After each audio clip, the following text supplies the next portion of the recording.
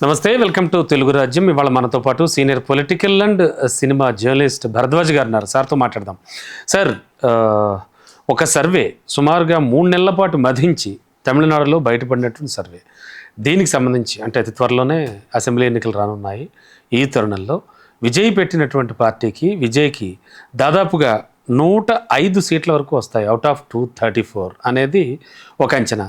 And moreover ఏమిటంటే పవన్ కళ్యాణ్ గారితో విజయ్ని పోలుస్తూ ఇలా చాలా కొన్ని స్పెక్యులేషన్స్ అయితే కొనసాగాయి గతంలో. సో ఈ ఓవరాల్గా ఈ నేపథ్యంలో ఎలా చూడొచ్చు? ఈ సర్వే రిపోర్ట్లో ఎంతవరకు అంటే ప్రామాణికత ఉందనుకోవచ్చు? ఏమనిపిస్తుంది? అంటే సర్వే రిపోర్టులని ప్రామాణికంగా తీసుకునే పరిస్థితి అయితే లేదండి. అంతే, ఇవన్నీ స్పెక్యులేషన్ అంతే. ఏం జరుగుతుంది అనేది వీటి నుంచి అంచనాలు కట్టే పరిస్థితి కాదు. కానీ మక్కలనిధిమయం ఆలోచించి అంటే రెండోది ఇక్కడ విషయం ఏంటంటే తమిళనాడులో ఆయన డిఎంకేకి బీజేపీకి కూడా సమాంతరంగా అంతే దూరంలో ఉంటానని చెప్తున్నాడు ఆయన. ఇది ప్రస్తుతం స్ట్రాటజీ. అవును, పవన్ కళ్యాణ్తో పోల్చడం కూడా కుదిరే పని కాదు. ఎందుకంటే పవన్ కళ్యాణ్ జనసేన పెట్టినప్పుడు జరిగినటువంటి మొదటి ఎన్నికల్లో ఆయన పార్టిసిపేట్ చేయలే. అవును, 2014 ఎన్నికల్లో జనసేన ఉంది కానీ పార్టిసిపేట్ చేయలేదు. కేవలం సభల్లో పాల్గొని ఆయన సీరియస్గా తెలుగుదేశం పార్టీ, బీజేపీ ఈ 2 పార్టీలని గెలిపించమని ప్రజలను కోరాడు. అలాగే వాళ్ళ గెలుపుని కోరుకుంటూ ఆయన రాష్ట్రం అంతా ప్రచారం చేశాడు. అంతవరకే. ఆ తర్వాత ఆయన 3 years కంటిన్యూ అయిన తర్వాత ఆయన బయటకు వచ్చి తిరిగి ఆ 2 పార్టీల మీద విమర్శ చేశాడు. లెఫ్ట్తో కలిసి 2019 ఎన్నికల్లో పోటీ చేశాడు. ఒక్క సీటు కూడా గెలవలేదు ఆయన. ఆ తర్వాత తిరిగి పాత పార్టీలతోనే ముఠా కట్టి మొన్న జరిగినటువంటి ఎన్నికల్లో 2024 ఎన్నికల్లో తిరిగి గెలిచాడు ఆయన. అంటే 100% స్ట్రైక్ రైట్తో గెలిచాడు ఆయన. అంటే నిలబడిన ప్రతి సీటు గెలిచారు. ఇది ఒక అచీవ్మెంట్ అనుకుంటున్నారు. కానీ ఇలా మొదటి ఎన్నికలోనే 105 సీట్లు అనేటువంటి సర్వే రిపోర్ట్లో ఆయనకేం రాలేదు. రెండోది, మొదటి ఎన్నికల్లో ఆయన పోటీయే చేయలేదు. కాబట్టి పవన్ కళ్యాణ్కి విజయ్కి పోలికలు అనవసరం. పవన్ కళ్యాణ్ తనదైన యుద్ధం చేస్తున్నాడు. ఇక్కడ పరిస్థితులు కూడా వేరు.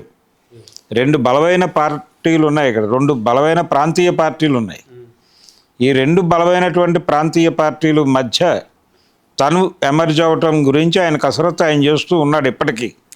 ఓకే. అలాగే ఆయనకి వెనకాల ఒక బ్యాక్ బోన్ ఉంది. భారతీయ జనతా పార్టీ ఆదేశాల మేరకు నడవటం అనేది ఆయన కార్యాచరణలో మనకు కనిపిస్తుంది.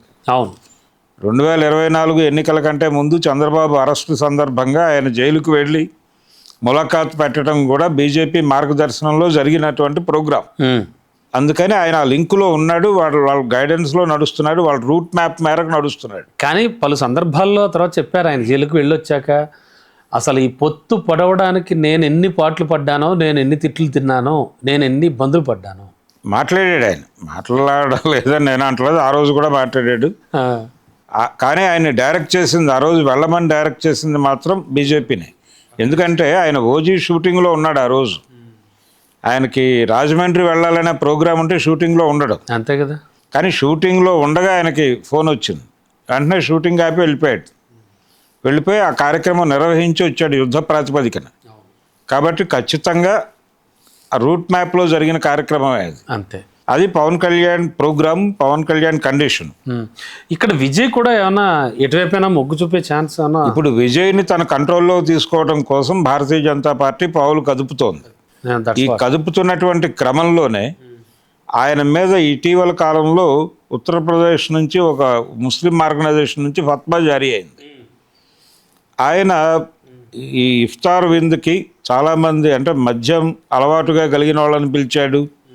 ఇలాంటి కొన్ని సిల్లీ రీజన్స్ పెట్టి ఆయన్ని రాజకీయాల్లోంచి తొలగించాలి, ముస్లింలు ఎవరో అతని వైపు నిలబడద్దు, ఇలాంటి ఒక ఫత్వా రిలీజ్ అయింది యూపీ నుంచి. ఆ ఫత్వా డిజైన్ వెనకాల, రిలీజ్ వెనకాల భారతీయ జనతా పార్టీ ఉందనేది నా అనుమానం.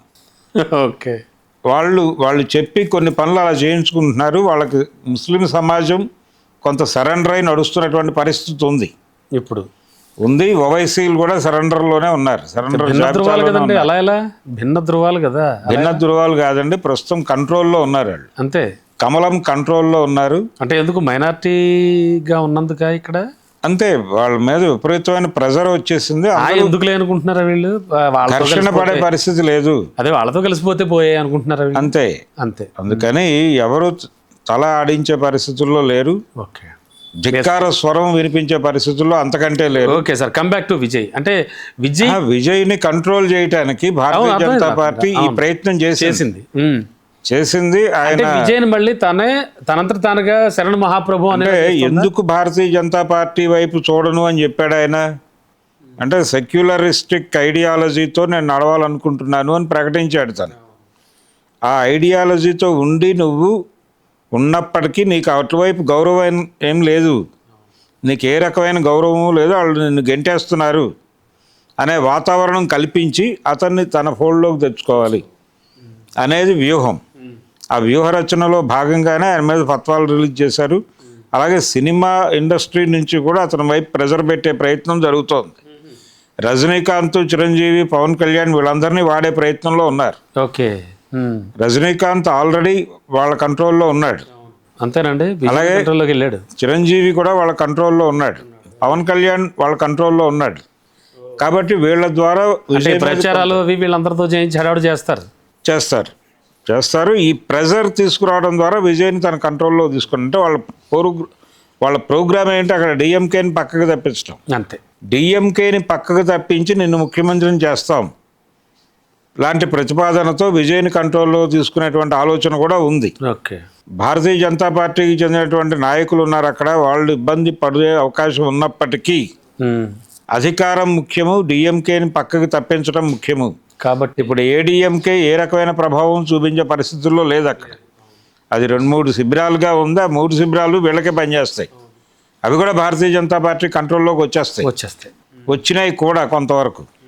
కాబట్టి డిఎంకేని ఒంటరిని చేసి, ఇప్పుడు ఎలాగైతే ఏపీలో జగన్ని ఒంటరిని చేసి మిగిలిన అన్ని పార్టీలతోనూ కూటమి కట్టారు, అది అలాంటి కూటమి డిజైనింగ్ నడుస్తోంది. ఓకే, అందులో విజయ్ని కీలకంగా మార్చే ప్రయత్నం జరుగుతోంది.